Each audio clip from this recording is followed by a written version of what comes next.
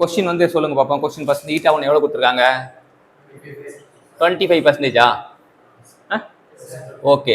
Eta 2 வந்து 30%. அப்போ eta increase ஆகுது. அப்போ ஈட்டாக்கு ஃபார்முலா என்ன அப்படின்னா 1 மைனஸ் T2 பை T1 இல்லாட்டி T1 minus T2 by T1. So இப்போ என்ன அப்படின்னா நமக்கு வந்து T2 வந்து ரெடியூஸ்ட் பை, இப்போ T2 வந்து குறைச்சா நம்ம இந்த T2 குறைச்சா நமக்கு என்ன ஆகும்? எஃபிஷியன்சி இன்க்ரீஸ் ஆகும். T1க்கு T2க்கு தொடர்பு கிடையாது. எஃபிஷியன்சி இன்க்ரீஸ் ஆகும். T1 இன்க்ரீஸ் பண்ணா எஃபிஷியன்சி அதிகம். ஆனால் ரெண்டு பேரில் பார்த்தோன்னா இதுதான் பெட்டர்னுவான். This is the best solution. சிங்க் தான் வந்து ரெண்டுமே இன்க்ரீஸ் ஆனாலும் பெஸ்ட் சொல்யூஷன் வந்து எது அப்படின்னா சிங்கோட டெம்பரேச்சரை குறைக்கிறது தான் பெஸ்ட் சொல்யூஷன். இப்போ வந்து இந்த ப்ராப்ளத்தை என்ன சொல்றாங்க? T2 is reduce by, first T2 இருக்கு, T2 is reduce by 20 degree Celsius அப்படின்ட்டாங்க. இப்போ கெல்வினா இருந்தாலும் சரி 20 டிகிரி செல்சியஸ் ஆனாலும் சரி ரெடியூஸ் டிஃப்ரென்ஸ் வரும்போது ரெண்டுமே ஒன்று தான். இப்போ நான் வந்து இங்கே 20 டிகிரி செல்சியஸ் போட்டு மறுபடியும் 273 கூட்டலாம். ஆனால் இது டேக்கிட்டு அப்படியே கெல்வின் எடுத்துக்கிறேன், இங்கேயும் கெல்வின் எடுத்துக்கிறேன். சரியா? T2 இருக்கும்போது 20%. ரெடியூஸ் பண்ணதுக்கப்புறம் 30%. இதான் கேஸ் 1 அண்ட் கேஸ் 2. ரெண்டு கேஸ் கொடுத்துட்டாங்க. சரியா? இப்போ என்ன கேட்குறாங்க?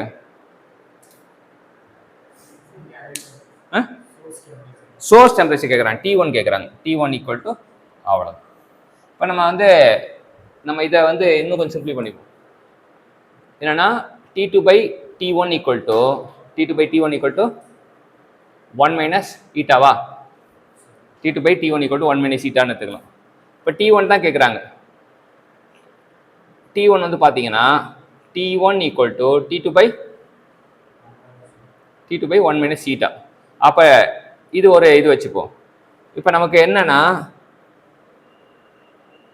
இப்போ T2 வந்து நமக்கு தெரியும். T2 வந்து ஃபர்ஸ்ட் ஈக்குவேஷன் வந்து T2 வந்து எவ்வளோ? T2 வந்து தெரியாது. ஆனால் 1 மைனஸ் ஈட்டா வந்து 1 minus 0.25. T1 equal to T2 by 1 minus 0.25. T2 divide by 0.75. T1 equal to அப்படின்னு சொல்கிறானுங்க. ரெண்டாவது கேஸ் பார்த்தீங்கன்னா ரெண்டாவது கேஸ் வந்து இப்போ T1 டேஷ் எடுத்துக்கலாம். ரெண்டாவது கேஸ்னால T2 மைனஸ் 20. T2 minus 20. இப்போ இது T1 மாற்றவில்லை, ஏன்னா T1 தான் T1ஆகவே இருக்குது. T2 minus 20. T2 மைனஸ் 20 எவ்வளோ பர்சன்டேஜ் இருக்குது? 1 மைனஸ் 0.3. சரியா? T2 மைனஸ் 20 1 மைனஸ் 0.3னா 0.7. ஸோ நம்ம வி ஆர் ஹேவிங் 2 ஈக்குவேஷன்ஸ். 1 2 ரெண்டுத்தையும் சால்வ் பண்ணோம்னா நமக்கு கிடைச்சிருமா? T2 by 0.75 equal to T2 minus 20 0.7. அப்போ நம்ம இது பண்ணோம் அப்படின்னா இப்போ நமக்கு கிடைச்சிரும். இப்போ 0.7 T2 equal to 0.75 T2 minus 0.75 into 20 எவ்வளோ வரும்? 7.5 இன்ட்டு 2 போட்டோன்னா 15 வரும். ஓகே. இப்போ நம்ம இதை எடுத்துகிட்டு போயிட்டு அங்கே கழிச்சா இது இங்கே வந்தால் 15 equal to 0.0.5 T2. Therefore T2 equal to 15 by 0.05. அப்போ வந்து 1500 பை 5 போட்டோன்னா 300.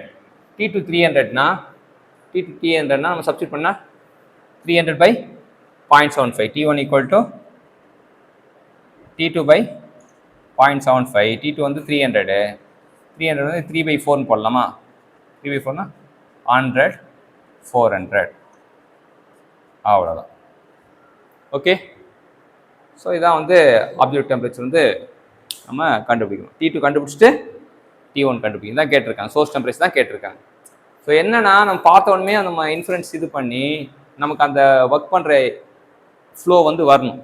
இப்போ உனக்கு வந்த டவுட் வந்து ரொம்ப இதுவான 20 டிகிரி செல்சியஸ் தானே கொடுத்துருக்காங்க, ஏன் 20 கெல்வின் போட்டாங்க?